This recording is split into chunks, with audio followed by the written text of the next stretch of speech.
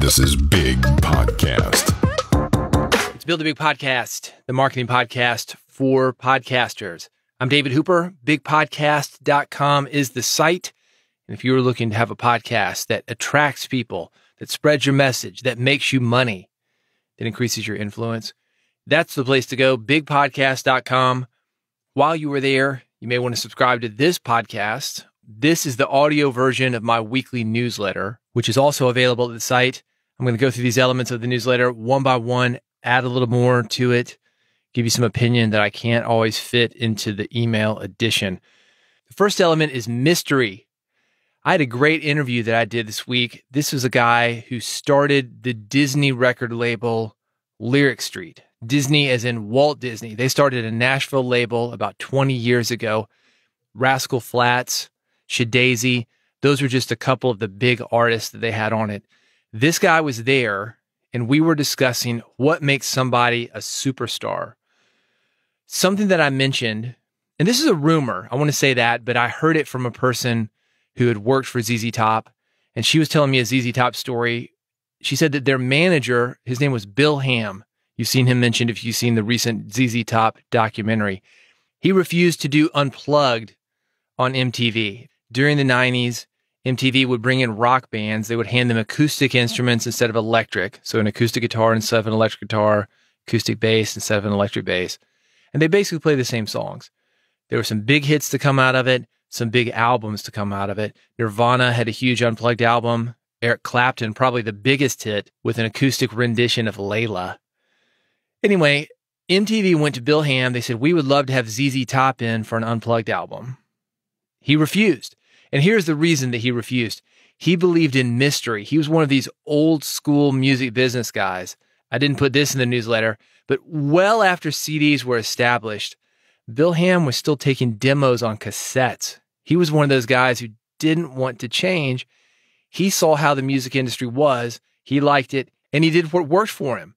That mystery, that was what made ZZ Top such a huge band in the 80s. Now, they had started in the 70s. They were well established. They were doing pretty well. But the 80s, if you think about early MTV, around 1983, Give Me All Your Lovin', Sharp Dressed Man, Legs. In their music videos, there's another guy who's the main character in the videos. They're the girls who are the main characters in the videos. The car is the main character in the videos. ZZ Top, they would hang out on the side of the road and wave at the guy. Hey, good luck on this date you got, buddy. I believe in mystery too. And if you read my book, you'll know there's a big section there that I tell you to never put your photo on your podcast artwork. There are a ton of reasons for that. I'll tell you another quick music business story. I think this is actually in the book too. There's a guy in Nashville, Chet Atkins. He was a guitar player known for playing two parts at once, two guitar parts. He'd play the bass and he'd also play the melody. Black artist in the 1960s, Charlie Pride. You didn't see black artist in country. He's a great artist, a legendary artist. And a lot of people know him now. He's had a ton of #1 hits. But back in the 60s, you think about the people who bought country music, well, kind of racist. You might argue that they're kind of racist still, but they were more racist. Let's say that. So what Chet Atkins did was he recorded Charlie, had a great album, didn't put his photo on the album cover. There was some mystery. Charlie Pride. Oh, this guy sounds good. They liked him. A couple albums later, what? He's a black guy. Yeah. But by that time, they really liked the music. And also, the culture had changed. They were a little bit more open to an artist like Charlie Pride. And as I mentioned, he's had 100 #1 hits, maybe not 100, but dozens of #1 hits. He had a long career, sold millions of albums. That might not have happened had there not been that mystery where people could fill in the blanks. He wasn't hiding. He was just letting them fill in the blanks. It's the same way for you. When people fill in the blanks, they can make you bigger than you are. So instead of you doing your marketing, they're doing the marketing for you in their head. I talked about this in the newsletter, that we've all had that friend in a relationship with a person who didn't exist. And the person physically existed, but that friend who he was in love with was a figment of his imagination. He was making this person out to be better, more beautiful, more perfect, a nice person, when maybe the person wasn't. Maybe the person was cheating. Maybe the person was married. Maybe the person was on drugs. We get into this thing where we want to believe something and we say, oh, it's just a little bit of cocaine on the weekends. It's not a problem. It's not a problem. But it is a problem. And we lie to ourselves. We've all been there. I've been there. That's the downside to theater of the mind. It keeps us in a fantasy world that is not real and it's not good for us. But the upside is that theater of the mind can be powerful and it can be good.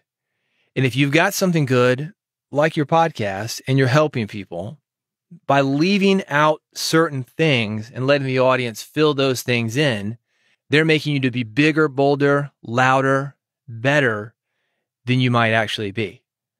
Radio has done it for years. Wolfman Jack. Speaking of the race thing, people thought Wolfman Jack was a black dude. He was not. He was a white guy who sounded black, whatever that means. ZZ Top had that mystery. Prince had that mystery. A lot of successful people have that mystery, and it works. But we're scared to do it. It's like silence. You probably had this experience where you're interviewing somebody. You don't know what you're going to ask next. You're writing something down. You're thinking about something. You get nervous. What you ask isn't really thought through. You're afraid of that silence. When it comes to silence, we get more comfortable with it as we progress in our hosting abilities. You can get more comfortable with mystery. And if you allow your audience to have that, you will be giving them a better experience. So consider that when doing your podcast episodes this week and from now on. It doesn't just stop at this week. It's not just for podcasts either. It's also for your social media. Leave in some mystery. You don't have to tell everybody everything. Next up in the newsletter, I talked about starting a local podcast, and I've already gotten some feedback on this. People are like, yeah, I'm on it. They are doing it, and that's great. Going local is by far the easiest way to attract a very specific audience, as well as high-paying advertisers. The highest paying podcast that I have ever done per listener was for a neighborhood of about 1,500 houses. So let's say, 5,000 people max would have been interested in this podcast. But it's not just geography that makes something local. You can use these very same techniques with any podcast that caters to a very specific audience. For example, many things that apply to a geographically local podcast also apply to the broadcast radio show that I do, Music Business Radio. Think about this. A guitar string company, like a local coffee shop, they are not selling to everybody. They want to reach a very specific group of people, in this case, musicians, just like a local coffee shop would want to reach a very specific group of people, the people who could actually come to that local coffee shop. Anybody else isn't a match for these companies. And I know a lot of podcasters, we forget. We think we've got to have a big audience. Let's make an arbitrary number, 100,000 people. Could be 10,000 people. Whatever you think of as big. And we think that is better than having a small audience. No, it's not about numbers. It's about focus, especially when it comes to advertisers. That guitar string company, they don't care about 100,000 people. They want people who use guitar strings. That local coffee shop, they want people who can actually go into the local coffee shop, order coffee. If you have a small but focused audience, you're looking for advertisers, that should be your pitch. That is also your pitch to guests. If you're looking for quality guests, it's not about numbers. It's about who the audience is. I can speak to that as an author myself. I've got a book called Big Podcast. This book is for people who either have a podcast or people who need a podcast and want to use it for marketing. I don't want everybody. I want business owners who are looking at podcasting. I want podcasters who want to make their podcast better. Not everybody. So if you had 1,000 people that want to make a great podcast and they're ready, I'm going to take that interview. If you got 500 people that want to do that, I would take that interview. Most people are that way. To take it back to the music business thing, I see it all the time. I was at an event last month, Rockin' Pod in Nashville. More or less a rock and roll metal type of event. And there were big named metal musicians there, guys that had been superstars in the 80s. Metal's not as popular as it was, so they're not going for everybody. They're not on MTV right now. They're going for the true fans. If you had 500 true fans, I promise you these guys would have said yes to you. So think about that when you're doing your podcast. Go local, whether that means geographically or whether that means diving down into a niche so deep and narrow that it is only for the hardcore. If you got those people, you can get the sponsors, you can get the guests, you can make something happen. Being Oprah and having that mass appeal is great if you could get it. But the way that that worked was Oprah had broadcast. We don't have broadcast. We're podcasters. People are searching us out. Make it easy for them to search you out. Niche it down. Go local. Just try it. Next up, your podcast needs an enemy. When I was a kid, speaking of local, I used to go to a regional wrestling event. Not every weekend. I don't know, maybe every month, every 2 or 3 weeks. It wasn't the WWE when I was a kid. So I'm 10 years old. It's 1982. Mid-South Wrestling. These guys were in Mississippi. They were in Georgia, Alabama, Tennessee. They had 3 or 4 states that they would wrestle in. Definitely in Tennessee. Big in Nashville. Big in Jackson, Tennessee. Big in Memphis, Tennessee. And I would go to the fairgrounds to a building called the Sports Arena. And the Sports Arena, maybe on a good day, I don't know, 800 people. Not that many people, but quite a bit.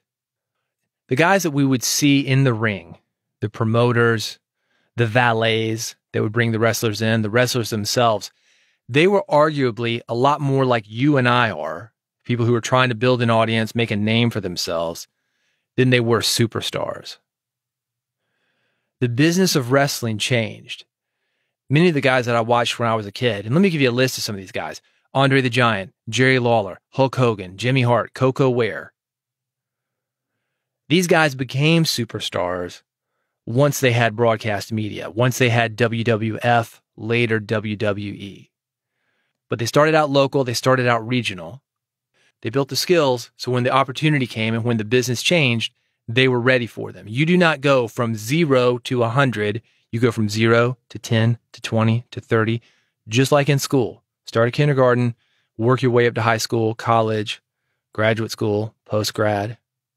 You cannot skip a step. Anyway, a friend of mine who's in the fight business, he asked me if I wanted to go to an independent wrestling event, actually at the very same place that I'd gone to when I was a kid. So it's 35 years later. I said, yeah, I'll do it, just for nostalgia. And as I was sitting there, I'm looking at it as an adult, not a kid. I'm having those flashbacks to what I thought was happening, and now I know what's really happening. Plus, my friend was in the business, right? This is what occurred to me. These dudes are on the same side. They're in the ring going after each other. There's a good guy, there's the bad guy. And the crowd's getting into it. Boo! Other guy comes on, yay! Crowd was really into it. But the guys in the ring, they're on the same side. They're building this thing up, this animosity, whatever you want to call it, because it sold tickets. And you're probably thinking, yeah, that's obvious. And it is obvious to some people, not to a few of the guys who were in the sports arena with me. I'm not sure if they were just getting into it or what the deal was. Oh, ref, didn't you see that, ref? This guy in front of me. Yeah, I don't know if this guy really knew what was happening, but we did. My buddy and I did. You do. But maybe you don't know that the same concept, you've got to have an enemy, that works for your podcast. Nobody likes the Hooray for Everyone sporting event, and nobody likes the Hooray for Everyone podcast. Yet for some reason, as podcasters, we're thinking, man, I can't say anything bad about this or that or make a stand. I want people to like me. I want to be seen as a positive guy. I don't want to make enemies. If you want your audience to have a good experience, if you want to be interesting to your audience and make them think, do not be that Hooray for Everything podcaster. You need to pick a side. You need to have opinions. You need to call things out, and don't just like everything. Let people know where you stand. You see those guys, and I guess there's a compliment about somebody like this, but those dudes where they never have a bad thing to say about anybody. And I'm not saying you got to bitch and moan and complain, talk shit about somebody. I'm not saying that that's necessarily a good idea, but come on, man. Is that a real human emotion to not get frustrated over something occasionally? If you're going to connect to your audience, you need to be human. Humans have opinions. Your audience is looking to you to have opinions and to say things that they are afraid to say. They might be those people who never have a bad thing to say about anybody and don't have opinions, don't want to rock the boat. That's a service that you can do for them. So have an enemy, have something you're frustrated about, have opinions. It works for anything. You might be thinking this, David, you got a podcast about podcast marketing. You can't have an enemy. Yeah, I can have an enemy. Go to my Instagram account, the Big Podcast Instagram. It's Big Podcast 1. Instagram.com/BigPodcast1. You'll see me making fun of the Blue Yeti mic all the time. Do I really hate the Blue Yeti? No, it's okay. I got one here. I'm not using it, but I've got one. It's not that I hate it. It's that it's an inside joke. It's that it's taking a stand. It's not about the Blue Yeti. It is about you investing in yourself. It is about you doing what it takes to make your podcast sound great. That's the enemy, and that's how it works. I got a good relationship with Blue. I'm giving them promotion because I don't hate the Blue Yeti. I'll say it right there when I'm making fun of it. Look, if this is the mic you've got, use it. The right mic is the one that you've got.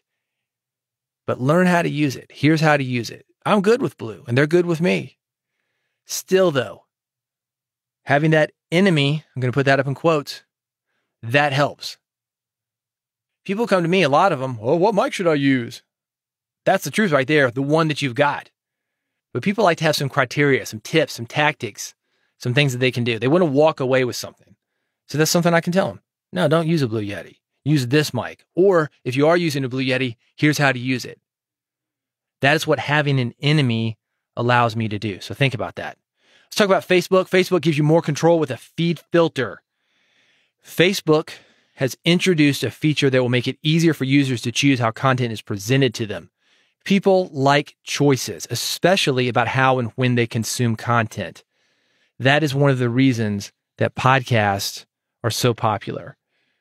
What does this have to do with you? Because you can do the same thing with niche podcast feeds and limited run podcasts. If you've been podcasting for a while, you've got some great content that can be more tightly focused, and it will be perfect for this.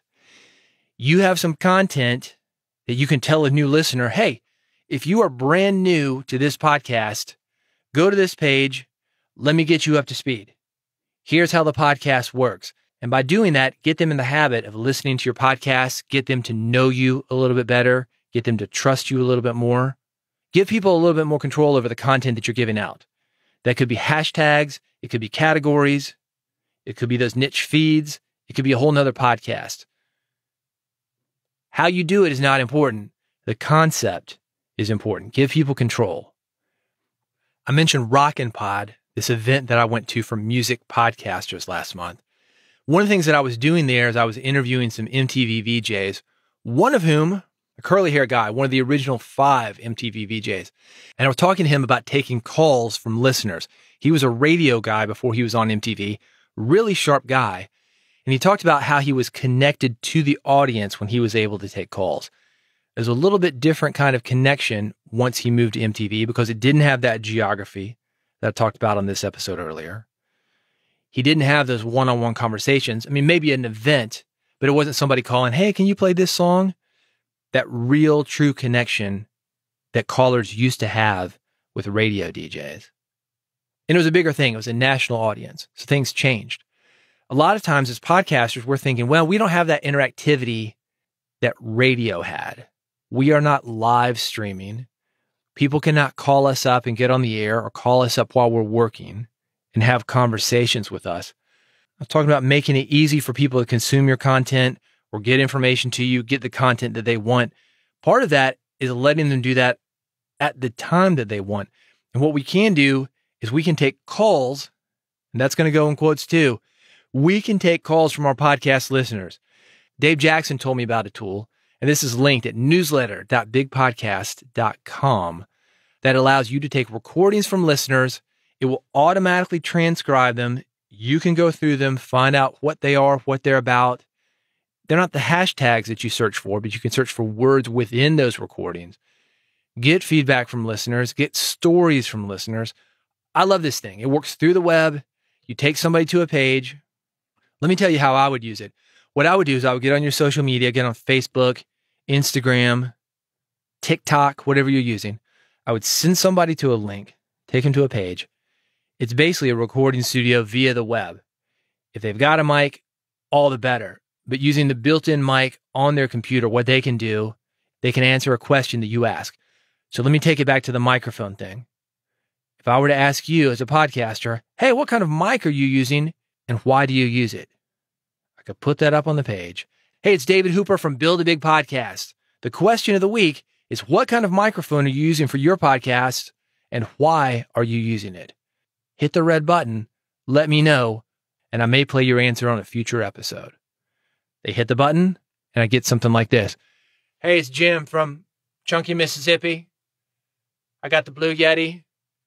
That's my favorite mic. I like to crank the gain up and stand about like 6 feet away from it. I like to move around while I'm doing my podcast because it can pick up everything. It's so sensitive and I don't have to be stuck to a mic like every other podcaster is. You can then use that audio that you've collected to put together a segment, to put together an entire episode of caller responses. Show social proof, show community, add to the discussion that you are having. Take people from social media over to your podcast. You're going to attract new listeners. You're going to introduce them to each other. It's a great tool. Newsletter.bigpodcast.com has more information about it. I think it's a fantastic way to vet guests. If you're like me, you've got a lot of people coming to you and say, hey, I'd like to be on that podcast. Why not put them on the mic right there and give them an air check? You can make a guest application form. Make them fill out some information. Give them that red button. Tell me why you think this would be a good podcast for you to be on. Bam. You're going to know instantly if this is somebody who can talk, if this is somebody who's got a good mic. Something else worth adding. Several years ago, I worked with an old school radio guy.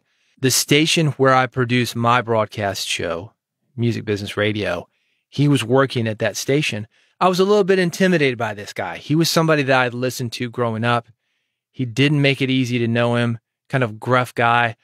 Probably at least 20 years older than the average person working at the station. They were all young and hip. He wasn't as hip anymore. And it was one of those kind of things. Like, where do I fit in? I got it. Or I'm getting it now. So I'm somewhat intimidated by this guy. I didn't have the radio experience, yet I was in there with these guys because of my specific music business knowledge. This is where I picked up a lot of the radio and broadcasting stuff, hanging out with these guys, learning from these guys, that experience on the mic. And he asked me one day, he said, David, could I get you to come in the studio with me? I'd like to get some IDs from you. Or there was something that he wanted to record. It was IDs, you're listening to blank, and here's a new record from whatever, introducing segments and things.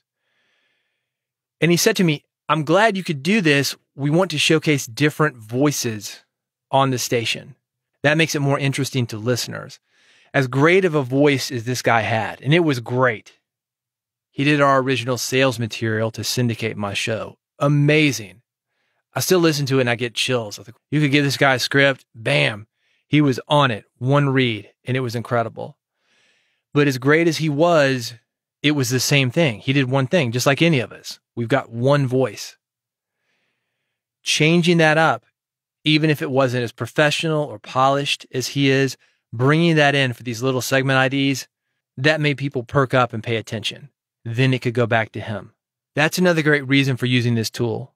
You're bringing other voices into your podcast. And that's especially important for something like this, a monologue where it's just you or it's just me, that one voice that goes on and on and on. Bringing these other voices in is going to break that up. It lets you keep control. You don't have to worry about scheduling guests or working with co-hosts or how the money's going to work. You have complete control, but you're bringing in these other voices and getting the benefit of that. So consider it. As I mentioned, it's called VoiceForm. Newsletter.bigpodcast.com. That is where to find out more information about it, other use cases. Newsletter.bigpodcast.com. Also there, if you are looking for a podcasting job, I get emails like this all the time. People ask, David, do you have any work for me? David, do you know how I can get a job? People want to work in podcasting. A lot of times other podcasters, sometimes people who just think podcasting sounds fun. They're going to jump in right away and get paid for it. That's not the case. But if you're doing podcasting, either hosting or editing or production, even just your personal work, it's a hobby podcast, for example, there are paid opportunities for you. I have some of them linked via a site called PodJobs. All the links, again, newsletter.bigpodcast.com. Podcasting is hot, and there are a lot of companies who are looking to work with talented podcasters, podcast editors, podcast producers, people who can speak, people who can co-host with an established CEO or somebody at the company and drag them through a podcast, making them sound more exciting than they might be normally. Some people aren't made for a monologue. You, on the other hand, as a podcaster with those skills, you can help those people get through the podcasting experience and make a nice co-hosted podcast that has your engagement, that has your excitement, that has your vocal variety and their expertise. So it's the best of both worlds. It has those multiple voices that I'm talking about. Again, a lot of opportunities for somebody like you. It's a site called PodJobs, and it is linked via the newsletter. Newsletter.bigpodcast.com. There are a lot of jobs available, maybe one for you. And these are real jobs, by the way. This isn't some kind of biz op. Going to make you do whatever the equivalent of stuffing envelopes is. It's not like that. Yeah, when I was a kid, people would say, the post office is hiring. You'll get a pension and you'll make $1 million an hour and a free mail Jeep. And they would sell a biz op. And we see that with work from home stuff. And you see a lot of that with the make money online crowd. There was the stuffing envelope thing. All you need to do is stuff envelopes and you get paid all day and all night. Don Lapre, the tiny classified ads. It's still there. Like I said, the make money guys, they're still doing it. And this is not that. These are legit jobs. Newsletter.bigpodcast.com. You can sign up. You can get this via email for free every week. Every Friday morning it goes out. I'm having a blast doing it. And now we got these bonus podcast episodes where I can add a little bit more flavor to the stories. It's a 1-2 punch. If you've got questions, you've got comments, bigpodcast.com is where to get me. You can write me directly. You can get that newsletter. You can subscribe to the podcast. Never miss an episode. Never miss an issue. I've got it all there. It's at bigpodcast.com. Everything designed to help you grow your audience, make more money as a podcaster, spread your message further, and make impact with what you do. Go to bigpodcast.com. Thank you for listening, and I will see you on the next episode of Build a Big Podcast.